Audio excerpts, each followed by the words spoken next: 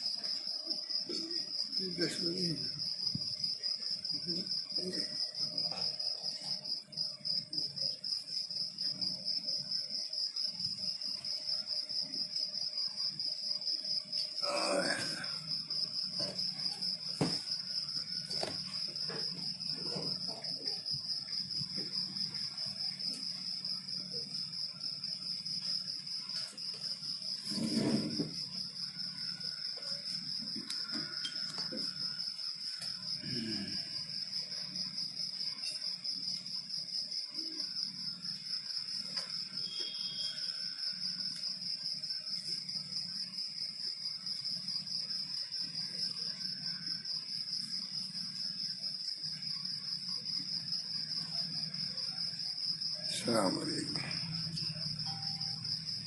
بسم اللہ الرحمن الرحیم. نحمده ونصلی علی رسول الکریم. اعوذ باللہ من الشیطان الرجیم. بسم اللہ الرحمن الرحیم. یا ایھا الذین آمنوا کتب علیکم الصیام. صدق اللہ.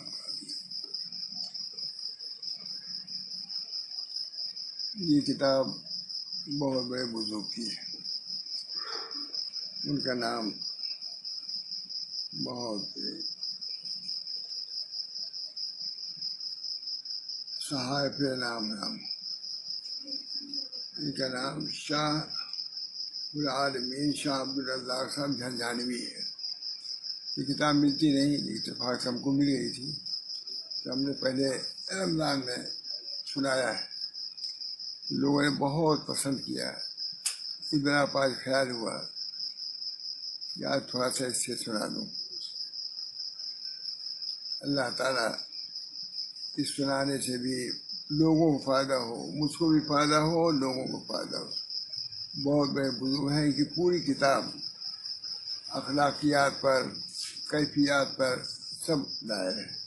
اس بنا پر اس سے میں سنا رہا ہوں، اس کو غور سے سنیے، انشاءاللہ اس سے نفع ہوگا. فرما رہے ہیں، پہلے تو آیت ہی سن لیجیے. یا ایھا الذین آمنوا کتب علیکم الصیام. اے ایمان والو، تمہارے لیے روزے لکھے گئے، فرض کیے گئے. اس کے بعد فرما رہے ہیں کہ معلوم ہونا چاہیے کہ روزہ کی 3 قسمیں ہیں. معلوم ہونا چاہیے کہ روزے کے 3 قسمیں ہیں. پہلا صوم عام ہے، عام روزہ جو سبھی کے لیے ہے اور سبھی کو رکھنا چاہیے، سبھی کو اس کی پابندی کرنی چاہیے. تو روزے کے بھی 3 گویا کہ درجے ہیں. جیسے نماز کے درجے ہیں، ایک کی نماز بہت اچھی، اس سے کچھ کم درجے کی، کم درجے کی، ایسے ہوتے. روزے کے بھی درجے ہیں. اللہ تعالیٰ ہم کو اعلیٰ درجے کا روزہ رکھنے کی توفیق مرحمت فرمائے. فرماتے ہیں پہلا صوم عام ہے. جس کے معنی ہے اس نیت کے ساتھ کہ میں اللہ پاک کی خوشنودی کے لیے روزہ رکھتا ہوں. پہلی بات یہ کہ اللہ کی خوشی کے لیے میں روزہ رکھتا ہوں. کھانا پانی جو چھوڑ رہا ہوں وہ اس لیے تاکہ اللہ تعالیٰ راضی ہو جائے. یہ روزے کی پہلی قسم ہے.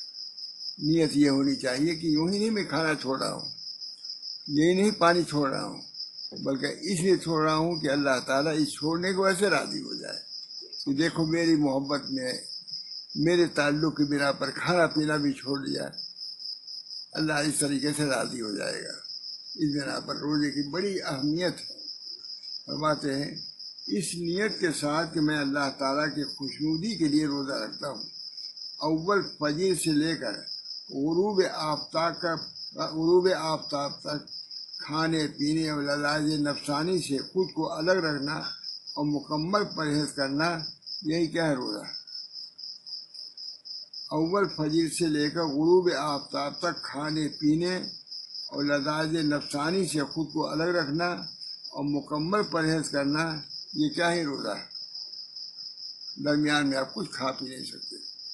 اس بنا پر وہ منعم بے نیاز اور مکرم بندہ نواز قرآن مجید نے کہ اس صحیفے کے لیے لطیف اعزاز ہے، بیان فرماتا ہے یا ایھا الذین آمنوا کتب علیکم الصیام، اے ایمان والو تم پر روزہ فرض کیا گیا ہے. فرماتے ہیں یعنی تم پر ماہ رمضان المبارک میں روزہ رکھنا فرض کیا گیا ہے اور اس حکم کی پیروی تم پر واجب ہے. جو ہم نے روزہ فرض کیا کہ تم کو اس کو واجب ہے کہ اس کو بجا لاؤ.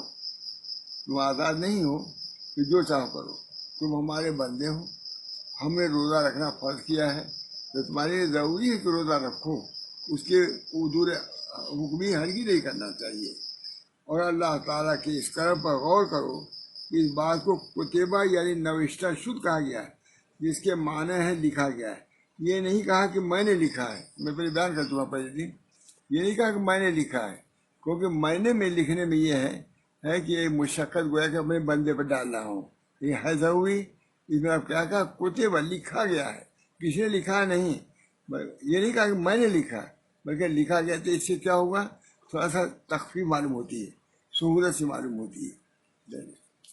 کیونکہ روزے میں پیاس کی تکلیف فرما رہے ہیں، کیونکہ روزے میں پیاس کی تکلیف بھوک کی مشقت ہے، یہ باری تعالیٰ نے یہ پسند نہیں فرمایا اس تحریر کو اپنے سے نسبت کرے، لیکن جب اپنی شان رحمت اور مغفرت کو ظاہر کرنا چاہا تو غایت لطف و کرم کے ساتھ فرمایا ہم نے رحمت اور مغفرت کو اپنے ذمے لے لیا ہے.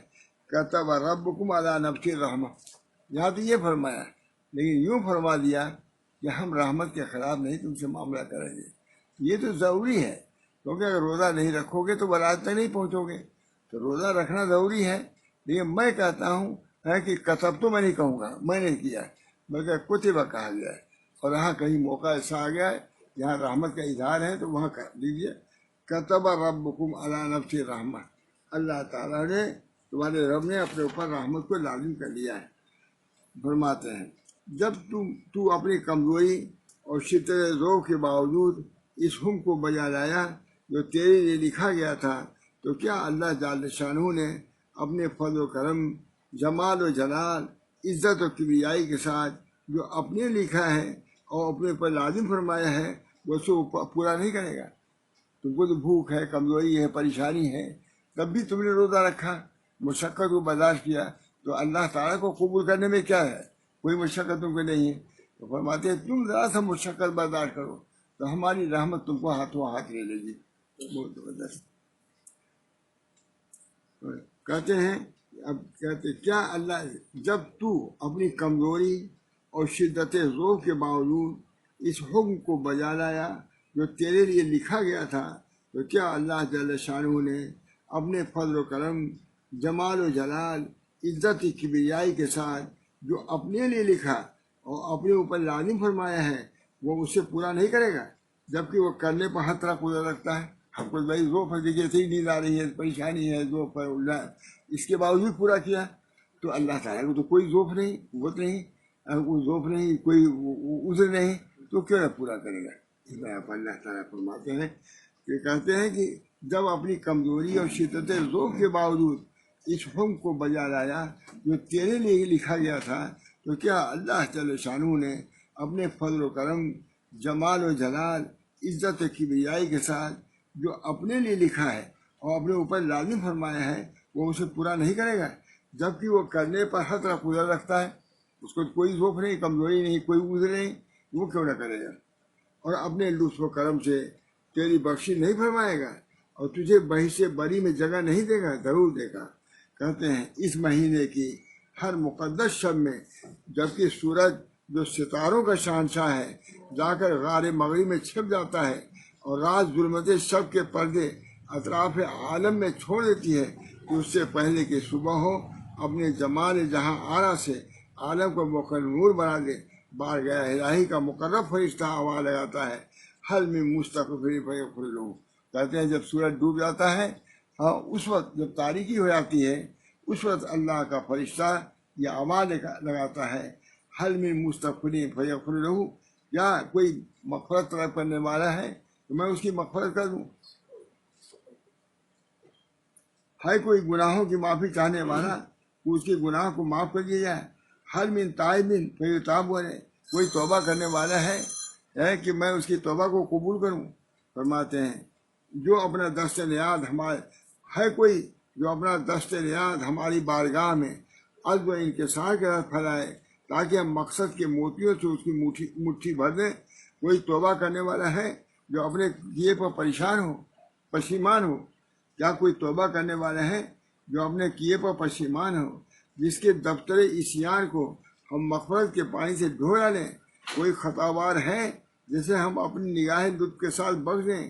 کوئی مراد طلب کرنے والا ہے کہ ہم اس کے جوئے بار تمنا میں آب مراد کو رواں کر دیں؟ کوئی ڈرنے والا ہے کہ ہم اسے اپنی بارگاہ لطف و عطا میں باریابی کے اعزاز سے نواز دیں؟ کوئی راہ طلب کا مسافر ہے کہ ہم اپنی رحمتوں کے سائے میں اسے منزل مراد تک پہنچا دیں؟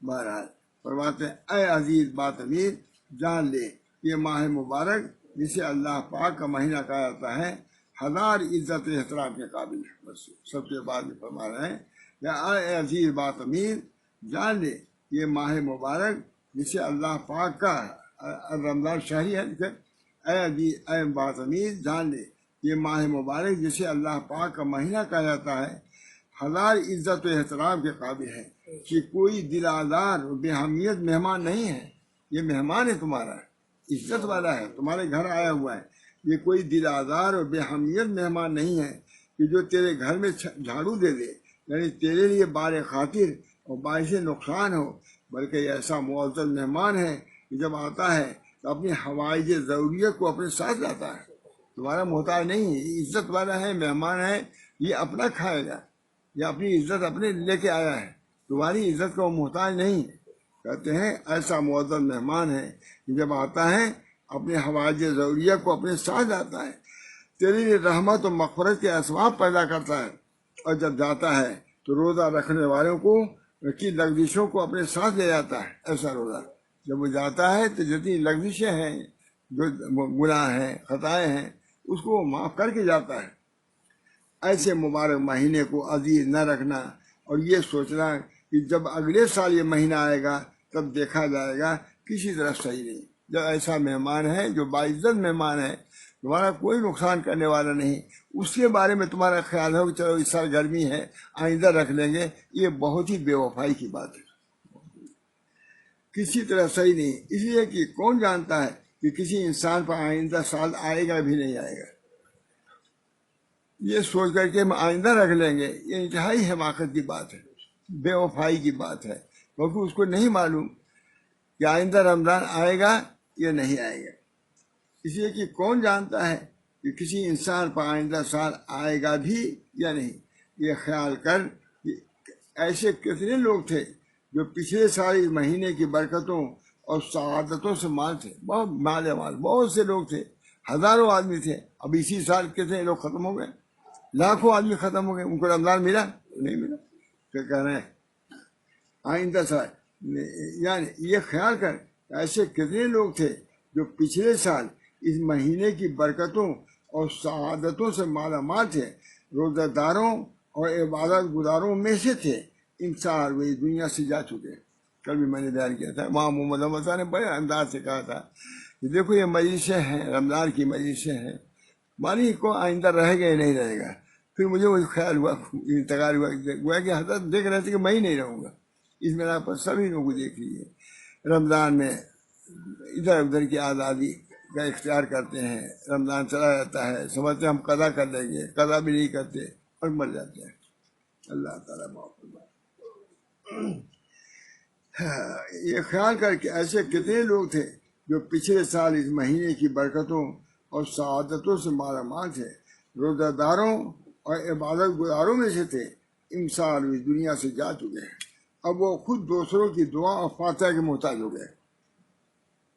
اب وہ خود دعا اور فاتحہ کے محتاج ہو گئے. چند روز کے لیے اپنے لب شک بار پر روزہ کی مقدس مہر لگا دیں. 10 روز سے اپنے لب پر لگا دیں مہر, کس کی؟ روزے کی.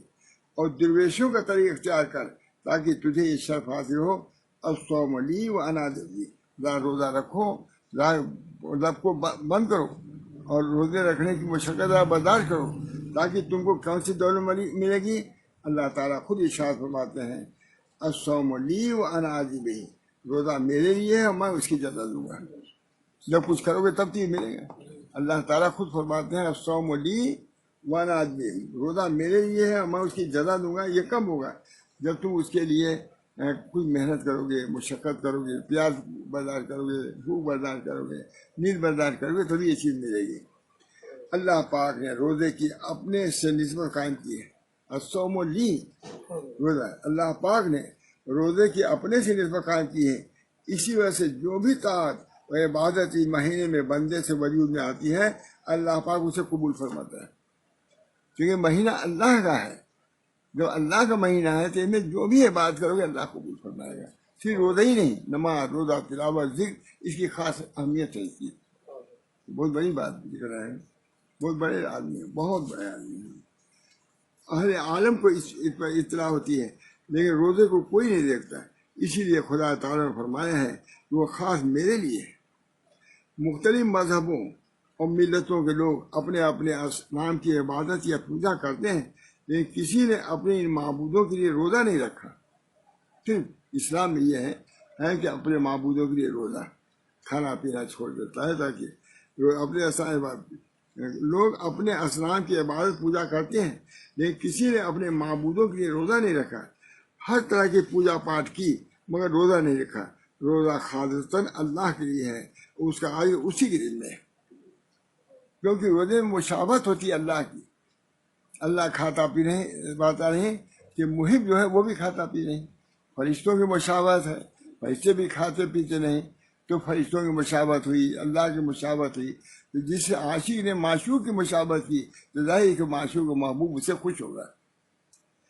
روایت نقل کرنے والوں اور پیغمبر خدا کی حدیث کو بیان کرنے والوں نے کہا ہے کہ قیامت کے دن اللہ پاک جو سب سے بڑا بادشاہ ہے اپنے مقرب فرشتوں میں سے ایک فرشتے کو حکم دے گا وہ میدان حشر کی فضا میں پرواز کرے. جمیع خلائق پر جو میدان حشر میں جمع ہے ایک نظر ڈالے, ان کو شمار کرے. وہ فرشتہ ایک پلک جھپکنے میں جن, انس, وحوش, طیور وغیرہ تمام مخلوقات کی تعداد کو جان لے گا. ابھی زمانے میں کتنی آسانی سب چیزیں سمجھ میں آنے والی ہیں, کتنے یہ معلوم کرتے اتنے لاکھ ہے اتنے کروڑ معلوم ہوتا ہے. اور پہلے یہ بات ہوتی ہے لوگ کہتے ہیں کیسی تھوڑی دیر میں معلوم کر لے گا سب چیزیں. جب یہ مخلوق جو ان چیزوں کو معلوم کر لیتی ہے ترقیات سے, تو اللہ تعالیٰ اگر کسی فرشتے کو بھیج کر کے معلوم کر لیں ہماری تعداد, کوئی مشکل ہے؟ یہ کہہ رہے ہیں, کہتے ہیں اللہ تعالیٰ وہ میدان حشر کی فضا میں پرواز کرے. جمیع خلائق پر ہے کہ میدان حشر میں جمع ہے ایک نظر ڈالے, ان کو شمار کرے. وہ فرشتہ ایک پلک جھپکنے میں جن, انس, وحوش و طیور وغیرہ تمام مخلوقات کی تعداد کو جان لے گا اور اس کے روئے روئے کا حساب لگا لے گا. اسی کے ساتھ ان کی جنس کو متعین کر لے گا. تب فرمان خداوندی صادر ہوگا, اے میرے مقرب فرشتے, تو نے میدان حشر میں موجود تمام خلقت کی تعداد کو جان لیا, تو اب بہشت کی جانب دیکھ اور وہاں کے نعائم کا حساب کر. اس پر فرشتے باغ بہشت کی نہروں, چشموں, سمردار درختوں, نیل ارض فردوس کے خوبصورت محلوں, حسین چمنستانوں اور ان میں محب خرام حور و غلمان کو دیکھے گا. اور ان کا حساب کرے گا. اسی طرح حکم خداوندی کے مطابق وہ دوزخ اور ساکنان دوزخ پر ایک نظر ڈالے گا اور ان سب کے اعداد و شمار کو جان لے گا. اس وقت اللہ پاک ارشاد فرمائے گا کہ اے میرے مقرب فرشتے، تو نے ان سب کا حال تو ایک لمحے میں جان لیا اور اس کو جاننے میں ذرا سی دیر نہیں لگی. اب تو روزہ رکھنے والوں کے لیے جو اجر ثواب میری طرف سے اس کا شمار کر. اتنا سا ہونے کے باوجود اللہ تعالیٰ فرمائیں گے کہ اب تو روزہ رکھنے والوں کے لیے جو اجر و ثواب میری طرف سے ہے اس کا شمار کر. بارگاہ اعزی کا وہ مقرر فرشتہ 1000 سال تک سوچے گا اور غور و فکر میں ڈوبا رہے گا اور بالآخر بارگاہ کبریائی میں عرض برداشت ہوگا کہ خدایا میں عاجز ہوں، میں اس کا اجر ثواب نہیں سمجھ دوں گا. سب حساب کر لے گا، لیکن روزے داروں کا ثواب کتنا ہے یہ حساب نہیں لگا سکے گا. لیکن نئی حدیثیں بھی رہی ہیں. بارگاہ اعزی کا وہ مقرر فرشتہ 1000 سال تک سوچے گا اور غور و فکر میں ڈوبا رہے گا اور بالآخر بارگاہ کبریائی میں عرض پرداز ہوگا کہ خدایا میں عاجز ہوں اور مجھ سے ان رحمتوں کا حساب نہ ہو سکے گا جو روزے داروں کو اب دینے والے ہیں، جو تو اپنے روزہ دار بندوں پر نازل فرمائے گا. اے خدا بند عالم، روزہ کی جزا تو تیرے کرم سے بے انتہا پر ہے. اے خداوند عالم، روزہ کی جزا تو تیرے کرم میں بے نہایت پر ہے جس کا کوئی حساب نہیں. اس لیے خداوند تو نے خود فرمایا ہے کہ روزہ میرے لیے ہے، اس کا اجر میرے ذمہ ہے. جب یہ ہے تو کون سمجھ سکتا ہے؟ خالی کی بات مخلوق کیا سمجھ سکتا ہے؟ کیا کچھ دیں گے اللہ تعالیٰ کچھ سمجھ نہیں سکتا. فرماتے ہیں، سوال کوئی کرتے ہیں کہ روزہ کو واجب کرنے میں آخر حکمت کیا ہے، کیوں روزہ اللہ نے رکھوایا ہے؟ جواب میں کر رہے ہیں ایک بات تو یہ ہے جیسا میں نے بیان کیا ہے کہ 1 سال تک جو گناہوں کا ڈھیر جمع ہوتا ہے روزے میں لگنے والی بھوک کی آگ اسے جلا دیتی ہے. 1 سال تک جو گناہ کیا اس کی وجہ سے کوڑا کر کے جمع ہو گیا ہے، تو روزہ رکھنے سے جو بھوک رہتی ہے اور اسے کسی کے پیدا ہوتی ہے وہ سب آپ وہ سب روزے کی وہ گناہ کو جلا دیتے ہیں. ہاں، ایک بات تو یہ ہے کہ جیسا میں نے بیان کیا ہے کہ 1 سال تک جو گناہوں کا ڈھیر جمع ہوتا ہے روزے میں لگنے والی بھوک کی آگ اسے جلا ڈالتی ہے. اور دوسرا جواب یہ ہے کہ پر 1000 جانیں نثار کی جاتی ہیں، یہ کہ اللہ پاک نے بغیر کسی واسطے کے روزے کے سلسلے میں اپنی خوشنودی کی خبر دی. یہ ہے روزہ. اللہ چاہتا ہے کہ بغیر کسی سے خوشنودی کی خبر دیں، وہاں تو گناہ ایک بڑی بات ہے. اور دوسری بات یہ ہے کہ اللہ پاک نے بغیر کسی واسطے کے روزے کے سلسلے میں اپنی خوشنودی کی خبر دی ہے اور روزے داروں کو مہمان بہشت قرار دے دیا. یہ ایک بڑی بات ہے. روزے کو مہمان بہشت کا مہمان قرار دینا یہ سب سے بڑی بات. ایک تو گناہ معاف ہوں گے، گناہ جلا دیے گئے، اور دوسری بات یہ ہے کہ اللہ تعالیٰ روزے داروں کو مہمان بہشت قرار دیتا ہے. واللہ یدعو الی دار السلام، اللہ تعالیٰ دار السلام کو بلاتا ہے. اس کے بعد فرمایا کہتے ہیں اس کے بعد فرمایا چند روز روزہ داری کے سلسلے میں بھوکے رہو. اس کے بعد فرمایا کہ چند روز روزہ داری کے سلسلے میں بھوکے رہو تاکہ تمہارے چہرے سے آثار مہمانی ظاہر ہوں. جب کھاؤ پیو نہیں تو چہرے پر کیا شکستگی آئے گی اور تھوڑا سا، تو کہتے اس کی وجہ سے تم مہمان خدا بن جاؤ گے. اس کے بعد فرمایا کہ چند روز روزہ داری کے سلسلے میں بھوکے رہو تاکہ تمہارے چہرے سے آثار مہمانی ظاہر ہوں. کنز العلوم میں ہے حضرت موسیٰ علیٰ نبینا علیہ الصلوۃ والسلام پر وہی نازل ہوئی کہ اے موسیٰ ہم امت محمدیہ کو 2 نور عطا فرمائیں گے. کنز العلوم میں ہے کہ حضرت موسیٰ علیٰ نبینا علیہ الصلوۃ والسلام پر وہی نازل ہوئی کہ اے موسیٰ ہم امت محمدی کو 2 نور عطا فرمائیں گے جنہیں وہ 2 ظلمتوں کا خوف نہیں ہوگا. 2 ظلمتوں کا خوف نہیں ہوگا. حضرت موسیٰ نے سوال کیا الہ العالمین وہ 2 نور کون سے ہیں؟ اللہ پاک نے فرمایا کہ پہلا نور قرآن ہے.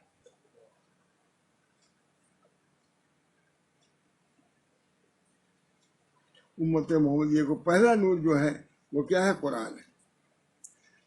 وہ دونوں نور کون ہے؟ اللہ تعالیٰ نے ارشاد فرمایا کہ پہلا نور قرآن ہے اور دوسرا نور ماہ رمضان ہے.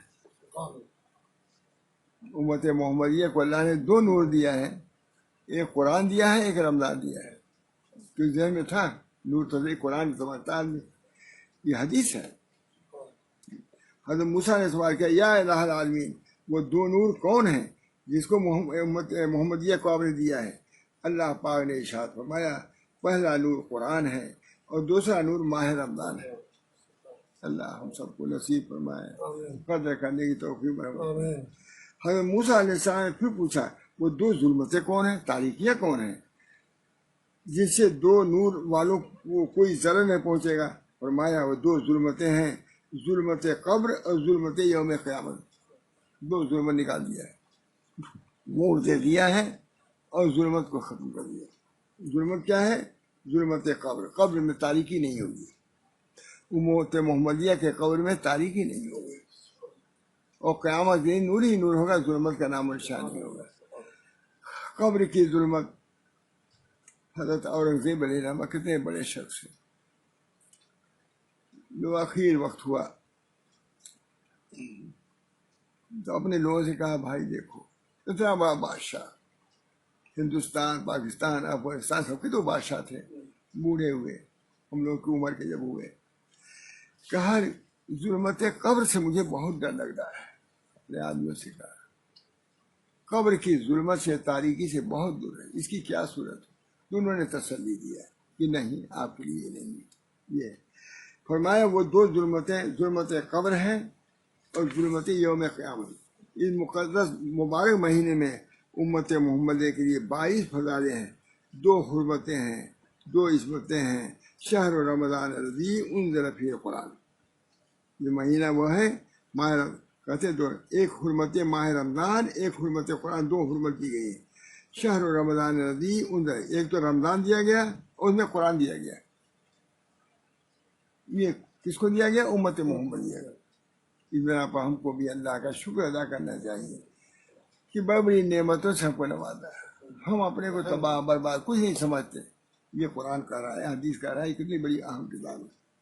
ہم نے شہر رمضان الذی انزل فیہ القرآن، اے امت محمدیہ سمجھو کہ تم کو ہم نے قرآن دیا اور رمضان میں اس کو نازل کیا ہے، تو رمضان بھی متبرک اور قرآن بھی متبرک۔ ہم نے نازل کیا قرآن پاک کو ماہ رمضان مبارک میں۔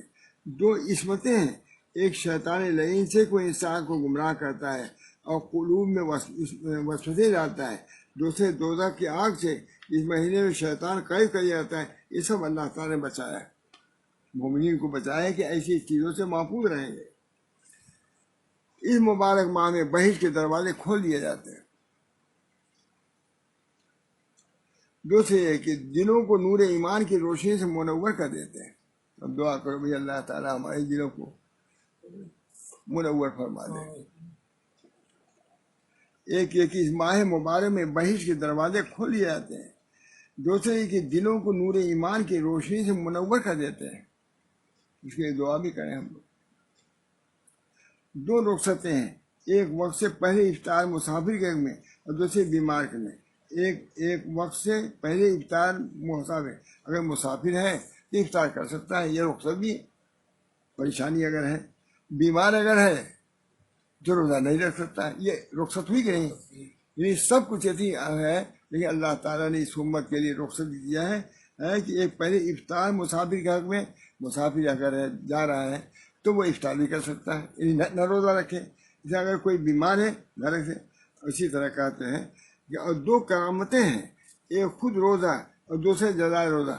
اس امت کو دو کرامتیں، ایک تو روزہ یہ خود کیا ہے کرامت ہے، اور دوسرے روزے پر بدلہ دیتے ہیں، جس کو اللہ تعالیٰ اپنے الصوم لی وانا اجزی بہ، الصوم لی۔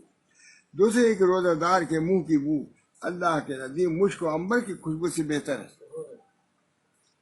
دوسرے دو بشارتیں بھی دی ہیں، یہ کہتے روزے دار کے منہ کی بو اللہ کے نزدیک مشک و عنبر کی خوشبو سے بہتر ہے۔ دو بشارتیں بھی دی ہیں، ایک ارادہ یسر، دوسرے نفی عسر، یعنی یسر کا ارادہ، یرید اللہ بکم الیسر ولا یرید بکم العسر، تمہارے ساتھ آسانی کا ارادہ کیا۔ یہ بھی معمولی بات ہے، ہم سختی کا ارادہ نہیں کرتے بلکہ آسانی کا ارادہ کر رہے ہیں۔ دو برکتیں بھی دی اللہ تعالیٰ نے، ایک برکت روزہ، دوسرے برکت سحور۔ روزہ لکھا تو روزے کی برکت تم کو ملی، اور سحری کیا تو سحری کی برکت مل گئی۔ دو برکتیں بھی اللہ نے فرمائی، ایک برکت روزہ، دوسرے برکت سحور یعنی سحری کھانے کی برکت۔ دو راتیں بھی دیا ہے، ایک شب قدر، دوسرے ایک شب بدر اور دوسری شب قدر، ایک شب بدر دوسرے شب قدر، دو ہدیے بھی دیے ہیں کہ روزے دار کی نیند بھی اللہ کے نزدیک بیداری کی عبادت میں داخل ہے۔ دوسرے یہ کہ اس کی خاموشی تسبیح و تحلیل کا درجہ رکھتی ہے۔ اگر خاموش ہے، فضول باتیں نہیں کرتا ہے، بھوک لگی پیاسی اس کی وجہ سے خاموش، تو کہتے ہیں کہ اس کو تسبیح و تحلیل کا درجہ دیا جائے گا۔ دو فرحتیں بھی اللہ نے دیا ہے، ایک افطار کی فرحت، دوسرے دیدار کی فرحت۔ روزہ کی نہیں چیزیں لکھتے ہی چلے جا رہے ہیں۔ ایک افطار کی فرحت، افطار کے بعد فرحت ہوتی ہی نہیں، دوسرے دیدار کی فرحت، اللہ کا جب دیدار ہوگا، اللہ تعالیٰ کی رویت ہوگی تو کتنی بڑی فرحت کی بات ہے۔ امیر المومنین حضرت علی کرم اللہ وجہ فرماتے ہیں کہ اللہ تعالیٰ امت محمدی کو عذاب نہیں دے گا، اس لیے کہ اس نے اس امت کو ماہ رمضان اور قل هو اللہ احد کی نعمتیں عطا فرمائی ہیں۔ جس امت کو اللہ تعالیٰ نے رمضان عطا فرمایا اور قل هو اللہ احد جیسی نعمت عطا فرمائی تو اس کو اللہ عذاب نہیں دے گا، اتنی بڑی بات ہے۔ حضرت امیر المومنین علی کرم اللہ وجہ فرماتے ہیں کہ اللہ تعالیٰ امت محمدی کو عذاب نہیں دے گا، اس لیے کہ اسے اس امت کو ماہ رمضان اور قل هو اللہ احد کی نعمتیں عطا فرمائی ہیں۔ اے مومن روزے دار، اے مومن روزے دار، قل هو اللہ احد پڑھ اور برات و نجات حاصل کر۔ قل هو اللہ احد پڑھ۔ حضرت جابر رحمۃ اللہ روایت کرتے ہیں کہ رسول مقبول صلی اللہ علیہ وسلم نے فرمایا اللہ نے مجھے ماہ رمضان میں 5 چیزیں عطا فرمائی ہیں۔ پہلی یہ کہ رمضان مبارک کی پہلی شب ہوتی ہے تو اللہ تعالیٰ میری امت پر اپنی رحمتوں کے ساتھ نظر کرتا ہے۔ پہلی یہ کہ جب رمضان مبارک کی پہلی شب ہوتی ہے تو اللہ تعالیٰ میری امت پر اپنی رحمتوں کے ساتھ نظر کرتا ہے، اور ظاہر ہے کہ جس پر اللہ پاک کی نگاہ رحمت ہو جاتی ہے اس کو پھر عذاب نہیں دیا جاتا۔ دوسرے یہ کہ اللہ پاک کے نزدیک روزہ داروں کے منہ کی خوشبو مشک و عنبر پر فوقیت رکھتی ہے۔ تیسرے رمضان مبارک کی تمام راتوں اور دنوں میں فرشتہ روزہ داروں کے گناہ کے لیے توبہ استغفار کرتے ہیں۔ تیسرے رمضان مبارک کی تمام راتوں اور دنوں میں فرشتے روزہ داروں کے گناہوں کے لیے توبہ استغفار کرتے ہیں، فرشتے کرتے ہیں کہ اللہ یہ روزے سے ہے، ان کے گناہوں کو معاف فرما دیجیے۔ یہ سب ہے کہ نہیں؟ ایمان لانے کی بات ہے، اسے روزے میں کوئی لطف آئے گا ہی نہیں۔ چوتھے یہ کہ اللہ پاک بہشتیوں کو حکم دیتا ہے، چوتھے یہ کہ اللہ تعالیٰ بہشتوں کو حکم دیتا ہے، بہشت کے کہ وہ اللہ کے ان نیک بندوں اور دوستوں کا استقبال کرنے کے لیے آمادہ و آراستہ رہیں۔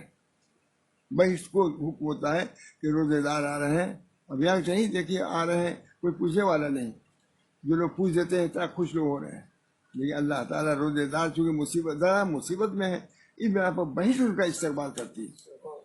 چوتھے کہ اللہ پاک بہشتوں کو حکم دیتا ہے کہ وہ اللہ کے ان نیک بندوں اور دوستوں کا استقبال کرنے کے لیے آمادہ و آراستہ رہیں کہ وہ نزدیک آ گیا ہے، وہ دنیا کی تکلیفوں اور محنتوں سے رہائی پائیں اور میری رحمتوں کی طرف دوڑے ہوئے آ رہے ہیں۔ جب رمضان مبارک کی آخری رات ہوتی ہے تو اللہ پاک جو رحیم و کریم ہے روزے داروں کو بخش دیتا ہے، ان کے گناہوں کو دھو ڈالتا ہے۔ جب ماہ رمضان شروع ہوتا ہے تو عرش خداوندی لرزنے لگتا ہے کہ ایسا مہمان عزیز مومنین کے پاس جا رہا ہے۔ جب ماہ رمضان شروع ہوتا ہے تو عرش خداوندی لرزنے لگتا ہے کہ ایسا مہمان عزیز مومنین کے پاس جا رہا ہے، کیا خبر ہے وہ ان کے پاس سے خوش خرم واپس آتا ہے یا نہیں؟ وہ لوگ ایسا تو نہ ہو کہ ناقدری کریں۔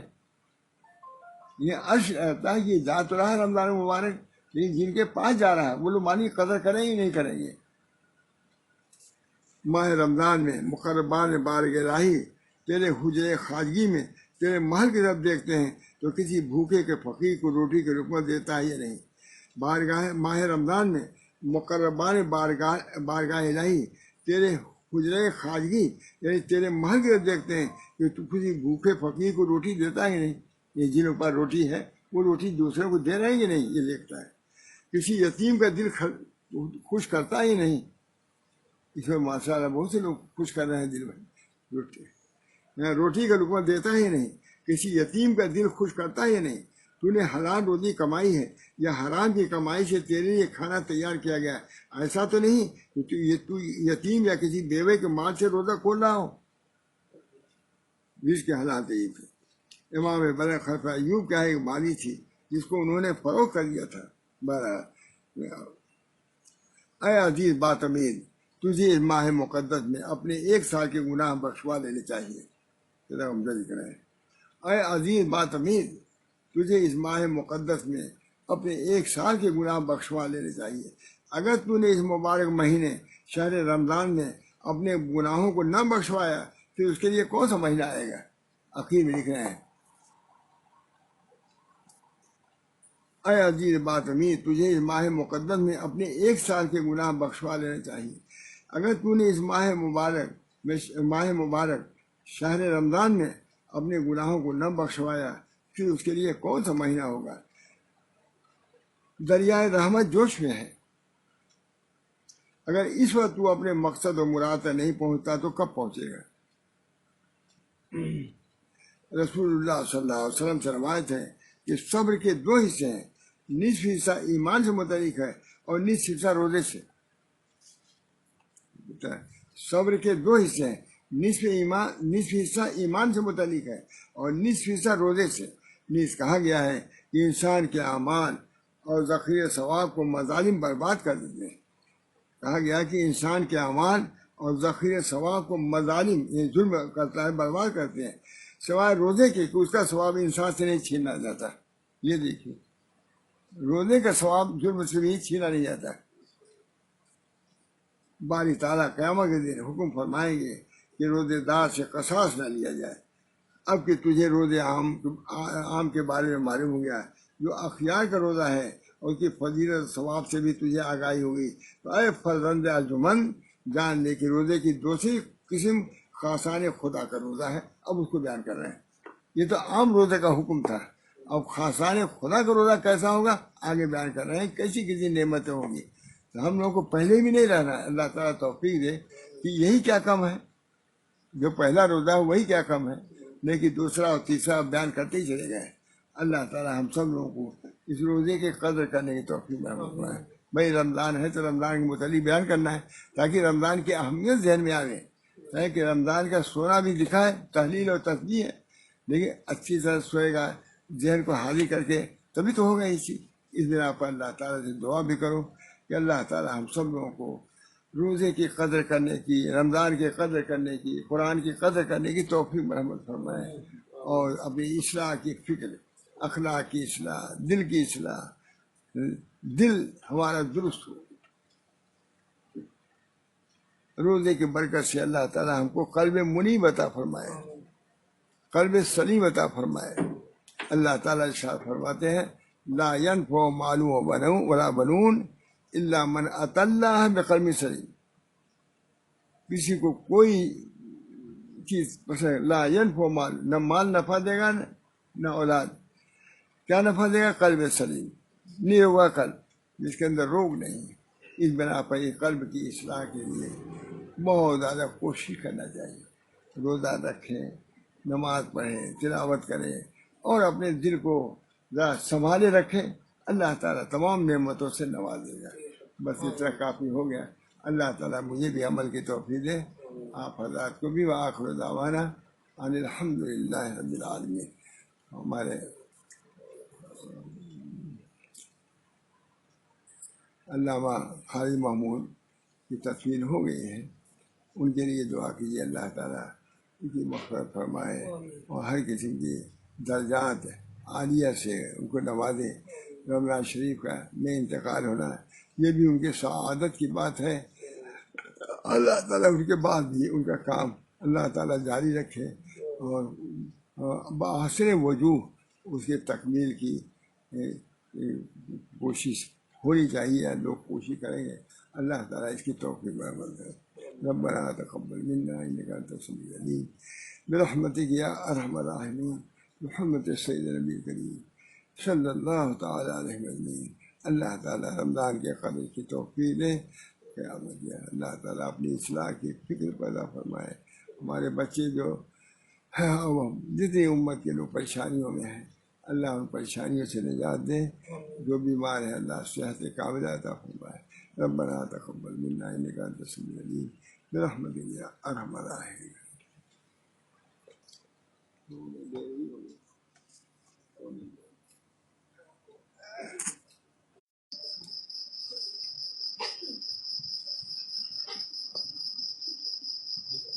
أعوذ بالله من الشيطان الرجيم.